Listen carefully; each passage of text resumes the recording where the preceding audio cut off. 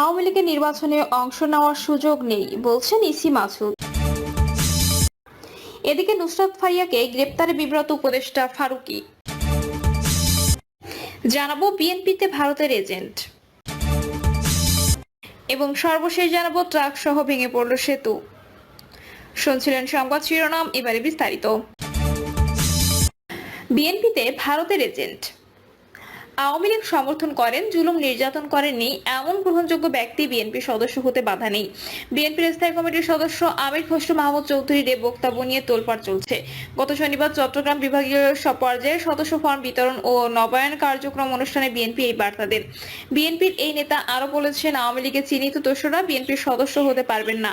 তবে একজন ভালো লোক আওয়ামী লীগের চিহ্নিত দোসর নন, কিন্তু সমাজের গ্রহণযোগ্য ব্যক্তি কখনো রাজনৈতিকভাবে অস্থিরতা সৃষ্টি করেননি, বিএনপির কার্যক্রমকে প্রতিহত কিংবা বাধাগ্রস্ত করার চেষ্টা করেননি, বিএনপি নেতাকর্মীদের হয়রানি করেননি, পারলে পরোক্ষভাবে সহযোগিতা করেছেন। তাদের বিএনপির সদস্য করতে বাধা নেই। আওয়ামী লীগ নিষিদ্ধে গোটা জাতি যখন ঐক্যবদ্ধ, ফ্যাসিস্ট হাসিনার বিচার প্রক্রিয়া যখন শুরু হচ্ছে, তখন বিএনপির দায়িত্বশীল নেতার মুখে এমন উক্তি রাজনীতি সচেতন মানুষ কিংকর্তব্য বিমূঢ়। সত্যি কি বিএনপি দিল্লির এজেন্ডা বাস্তবায়নে আওয়ামী লীগকে পুনর্বাসনের পথে হাঁটবে?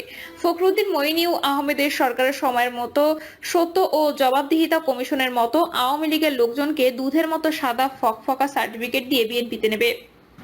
2008 সালে সাবেক বিচারপতি হাবিবুর রহমান খানের নেতৃত্বে ট্রুথ কমিশন গঠন করে কোটি কোটি টাকার বিনিময়ে 456 জন চিহ্নিত দুর্নীতিবাজকে ক্লিন ব্যক্তি সার্টিফিকেট দেওয়া হয়েছিল। ভারতের আনন্দবাজার পত্রিকা ইতিমধ্যে রিপোর্ট করেছেন, আওয়ামী লীগ নিষিদ্ধ হতেই সেই দলের সমর্থক ও পরিচ্ছন্ন ভাবমূর্তি নেতাদের দলের টানতে সক্রিয় হলো বিএনপি। বিএনপি নেতা আমির খসরু মাহমুদ চৌধুরী বলেছেন, আওয়ামী লীগের চিহ্নিত সঙ্গীরা বিএনপির সদস্য হতে পারবেন না। তবে সমাজে গ্রহণযোগ্য কোনো ব্যক্তি যিনি আওয়ামী লীগের সমর্থক ছিলেন তাকে দলে নিতে অসুবিধা নেই। ভারতের আরো কয়েকটি পত্রিকা এই নিউজ গুরুত্ব দিয়ে প্রকাশ করেছেন। ভারতের গণমাধ্যম এই খবর এত গুরুত্ব দিয়ে প্রচারের রহস্য কি? এখন প্রশ্ন উঠেছে, আওয়ামী লীগের গ্রহণযোগ্য ব্যক্তি চেনার উপায় কি? 2014, 18, 2024 সালে পাতানো নির্বাচনে যারা নৌকার পক্ষে প্রচারণা চালিয়েছেন তাদের গ্রহণযোগ্য ব্যক্তি ধরে নেওয়া হবে। 15 বছর খুন, গুম, এমনকি জুলাই আগস্টের অভ্যুত্থানের সময় যারা আওয়ামী লীগকে সমর্থন জানিয়েছে তারা কি গ্রহণযোগ্য ব্যক্তি? বিএনপির গুরুত্বপূর্ণ নেতার ভাষায়, আওয়ামী লীগের গ্রহণযোগ্য ব্যক্তিদের বিএনপিকে পুনর্বাসন করা জায়েজ হলে সেনাপ্রধান গত 11 মার্চ রিফাইন্ড আওয়ামী লীগ রাজনীতির সুযোগ দেয়া যে প্রস্তাব দিয়েছে, মার্চে জাতীয় নাগরিক পার্টির হাসনাত আব্দুল্লাহ ফেসবুকে স্ট্যাটাস দিয়ে দেশবাসীকে সেটিতে দোষ কি ছিল? সদস্য সংগ্রহ অভিযানে আমির খসরু এমন আহ্বানে বিএনপির মধ্যে প্রশ্ন করেছেন, বিএনপি কি দিল্লির এজেন্ডা বাস্তবায়নে সত্যি আওয়ামী লীগ পুনর্বাসন প্রকল্প খুলতে যাচ্ছে, নাকি ব্যবসায়ী নেতা আমির খসরু নিজের ব্যবসায়ী দৃষ্টিকোণ থেকে বিএনপিকে আওয়ামী লীগের মাঠ পর্যায়ে নেতাদের পুনর্বাসনের ঠিকাদারি দিয়েছেন, নাকি পর্দার আড়ালে দিল্লির থিঙ্ক ট্যাঙ্কদের চেতনা? বিএনপি যদি আওয়ামী লীগের গ্রহণযোগ্য ব্যক্তিদের দলে পুনর্বাসন করে তাহলে জামায়াত, এনসিপি কি বসে থাকবে? আর আওয়ামী লীগ নেতারা রং পাল্টিয়ে যে নামে ডাকুন সময় মতো তারা কি বিএনপির বিরুদ্ধে ফনা তুলবে না? দেশে এখনো শতাধিক রাজনৈতিক দল থাকলেও মানুষ এখনো মনে করে বিএনপি তাদের একমাত্র আশ্রয়স্থল। হিন্দুত্ববাদী ভারতের আগ্রাসন বিরোধী মানুষের চিন্তা চেতনা বিএনপি ধারণ করে, সেটি তারেক রহমানের বিভিন্ন বক্তৃতায় প্রকাশ পাচ্ছে। বেগম খালেদা জিয়া দেশে প্রত্যাবর্তনে মানুষের স্বাগত জানানোর দৃশ্য সে বার্তা দেয়। জুলাই আগস্ট অভ্যুত্থানের রাজনৈতিক ও সামাজিক শক্তিগুলোর কমন শত্রু ফ্যাসিস্ট হাসিনার নেতৃত্বাধীন আওয়ামী লীগ।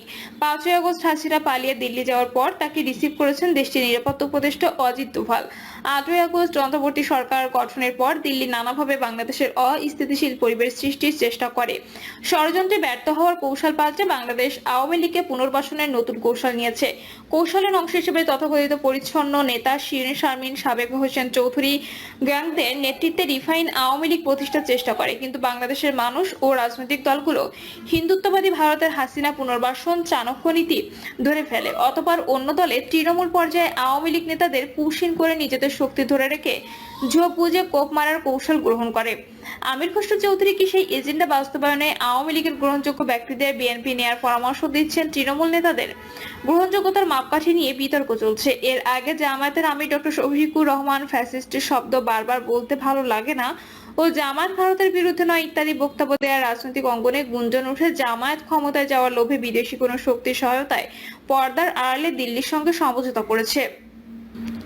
যদিও সেটা বেশি দূর এগোতে পারেনি, তবে বিএনপি 2-4 জন নেতার কথাবার্তায় ভারতীয় স্বার্থ রক্ষার অভিযোগ উঠলেও দলটির ভারপ্রাপ্ত চেয়ারম্যান তারেক রহমানের দেশপ্রেমী কঠোর অবস্থান ওই নেতারা হালে পানি পায়নি।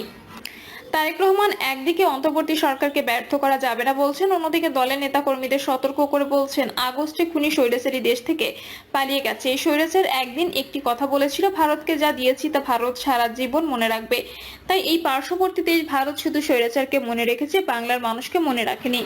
11 ফেব্রুয়ারি উত্তরাঞ্চলের তিস্তা নদীর পাড়ের 5টি জেলায় 11টি পয়েন্টে তিস্তার পানির ন্যায্য হিসা ও মেগা প্রকল্প অবিলম্বে বাস্তবায়নের দাবিতে টানা 48 ঘন্টার অবস্থান কর্মসূচিতে ভার্চুয়ালি যুক্ত হয়ে বলেন, বাংলাদেশের মানুষ প্রতিবেশী দেশ থেকে আর অন্যায্যতা দেখতে চায় না, ফেলানি ঝুলন্ত লাশ আর দেখতে চায় না।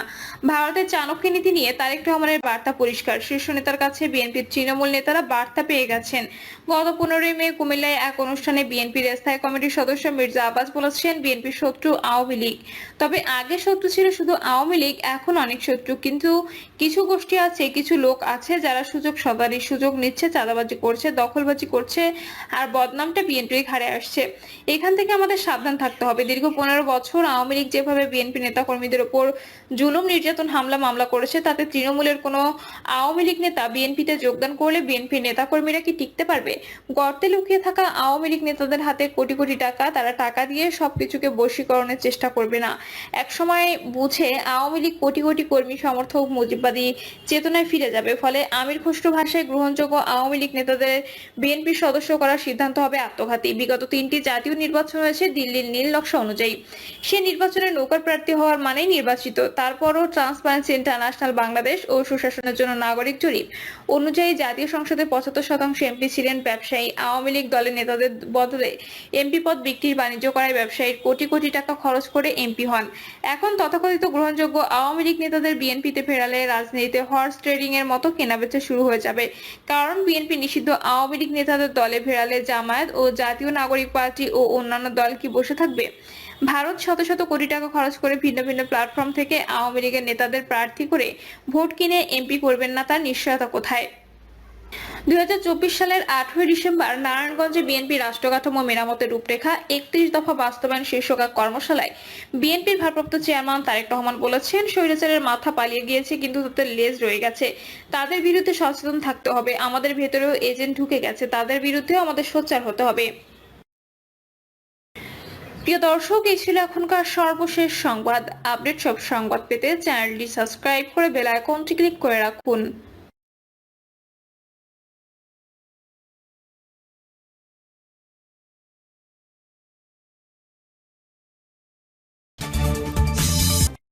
আওয়ামী লীগের নির্বাচনে অংশ নেওয়ার সুযোগ নেই বলছেন ইসি মাসুদ।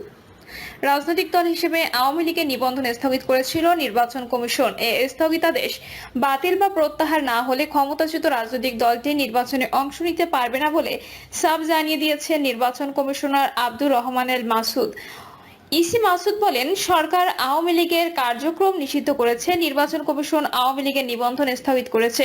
নিবন্ধনের স্থগিতাদেশ বাতিল বা প্রত্যাহারে না হলে দলটি নির্বাচন করতে পারবে না, তাদের নির্বাচনের অংশ নেওয়ার কোনো সুযোগ নেই।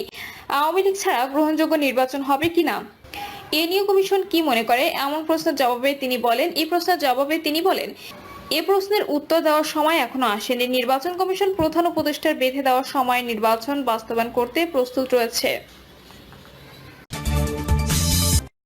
নুসরাত ফারিয়াকে গ্রেপ্তারে বিব্রত উপদেষ্টা ফারুকী। বৈষম্য বিরোধী আন্দোলনে হত্যাকাণ্ডের মামলায় বিমানবন্দর থেকে গ্রেপ্তার করা হয় অভিনেত্রী নুসরাত ফারিয়াকে। এ নিয়ে সামাজিক যোগাযোগ মাধ্যমে পক্ষে বিপক্ষে হচ্ছে নানা আলোচনা। এবার এই বিষয়ে কথা বলেছেন সংস্কৃতি বিষয়ক মন্ত্রণালয়ের উপদেষ্টা মোস্তফা সরোয়ার ফারুকী। নুসরাত ফারিয়ার গ্রেপ্তারের ঘটনায় তিনি বিব্রত হয়েছেন বলেও জানান। ফেসবুকে দেওয়া এক পোস্টে এমন মন্তব্য করেছেন উপদেষ্টা ফারুকী, যেখানে গ্রেপ্তার হলেও ফারিয়া আইনি প্রতিকার পাবেন বলে নিজের বিশ্বাসের কথা বলেন তিনি। সেই সঙ্গে এটাও মনে করিয়ে দিয়েছেন, সরকারের প্রধান কাজ জুলাইয়ের প্রকৃত অপরাধীদের বিচার করা।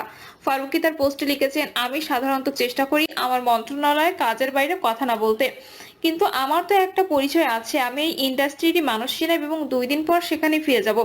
নুসরাত ফারিয়ার গ্রেপ্তার বিব্রতকর একটা ঘটনা হয়ে থাকলো আমাদের জন্য। ফারুকী আরো বলেন, আমাদের সরকারের কাজ জুলাইয়ের প্রকৃত অপরাধীদের বিচার করা। ঢালাও মামলার ক্ষেত্রে আমাদের পরিষ্কার অবস্থান, প্রাথমিক তদন্তে সংশ্লিষ্টতা না থাকলে কাউকে গ্রেপ্তার করা যাবে না এবং সেই নীতির অনুসরণ করা হচ্ছিল। কেন বিমানবন্দরে গ্রেপ্তার হলো নুসরাত ফারিয়াকে তা জানিয়ে ফারুকী বলেন, আওয়ামী লীগের সাবেক রাষ্ট্রপতি আব্দুল হামিদের বিদেশ গমনকে কেন্দ্র করে ক্ষোভের পর ওভার নার্ভাসনেস থেকে হয়তোবা এইসব ঘটনা ঘটে থাকতে পারে। কয়েকদিন আগে ব্যারিস্টার আন্দালিব পার্থের স্ত্রীর সঙ্গেও এরকম একটা ঘটনা ঘটেছে। এইসব ঘটনা কোনোভাবে সমর্থনযোগ্য নয়।